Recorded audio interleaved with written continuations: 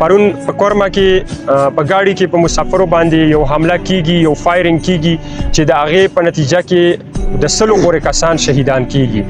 ډیره عجیبه خبره ده او ډیره د خفګان خبره ده چې د مرګ او د انسان وجنه زمونږ په ملک کې نن سبا څومره آسان کار ته جوړ شوی دی.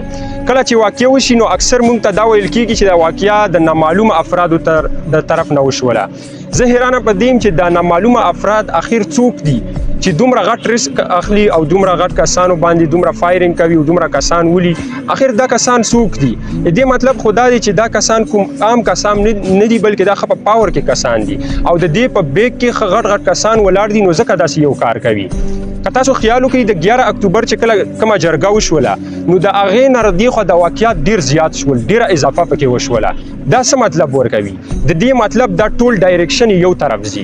د دې واقعیاتو مقصد چې ګوره تاسو وګورئ، یو طرف له په تیرا کې واقعیات کیږي، بل طرف له په کورما کې کیږي، بل طرف له نور ایجنسیانو چې څومره وګورئ نو واقعیات پکې شروع ډیر په تیزۍ سره. داسې یو ورځ هم نه ده تیره چې یو داسې واقعه پکې نه وي شوې چې ډیره دردونکې وي. او د واقعیو په ضد کې څوک راځي؟ د واقعیاتو په ضد کې ماشومان، بېګناه کسان، او هلته بیا لیست کې څه شاملېږي وایي چې موږ دهشتګرد وویشتل، او چې څوک د هغې خلاف اواز اوچتوي هغه کس ډایرکټ رانیسي چې پوهېږي چې دا موږ لپاره خطره جوړېږي، رانیسي او جیل ته بوځي. نو دې مقصد څه شي؟ دا ډایرکشن ټول یو طرف ځي. دې مقصد دا دی چې دا یو خوف او حراس پیلوي په خلکو کې چې دا د کم خلک را بیدار شوي دي، دوی دا جذبې ټیټې کړي واپس، او دوی کې د خپل حق غوښتنې ولا چې کومه کوالټي را بیداره شوې ده دا ختمه کړي دې ځای نه. د کور مې ولا خلکو ته یو پیغام ورکول غواړم چې ما تر کومه پورې ستاسو د جنګ، ستاسو د علاقه دا سټډي کړله نو ما ته دومره اندازه وشوله چې ستاسو د جنګ دا سره دا خبره زه ته په قسم سره کولی شم چې دا کوم د مذهب جنګ نه دی. داسې معلومیږي ما ته چې ستاسو د جنګ ما سټډي کړلو چې کوم یو دریم کس دی او تاسو دواړه د یو بل سره اړولی یئ و هغه په منځ کې فایده درنه د دریم کس اخلي او رنګ یې د مذهب ورکړی دی.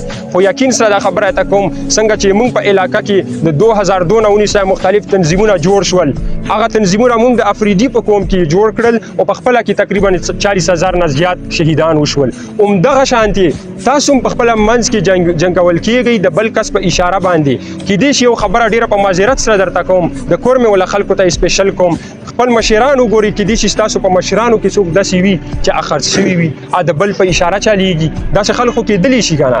اول چې دغه کسان ټارګېټ شي نو بیا دې کسانو په وجه باندې تاسو هغه مین کسانو ته رسېدی شئ. نو دا ته یو پیغام کوم چې تاسو د خپله کې کومه خانه جنګي شروع کړې ده دا ختمه کړئ او دغه مین کس راونیسئ. کم کس چې تاسو د دریم کم کس یو بل سره نښلولی یئ نو هله به تاسو کې د بدامني ختمیږي. خو یقین سره خبره ته کوم، یو ځل بیا مې ته کوم، مخکې مې ته ویلي څنګه چې قرآن مجید کې الله تعالی ویلي دي چې ظالم له زه لږ مهلت ورکوم او بیا د هغه د ظلم ختمیږي، دې لږ ټایم وي دا پاتې کېږي نه. نو انشاءالله مایوسي نه ده موږ ته پکار، موږ به مایوسه کېږي نه، موږ به خپل سټرګل جاري ساتو. دا واقعیات زموږ ارادې به نورې مضبوطوي، نورې به هم مضبوطوي.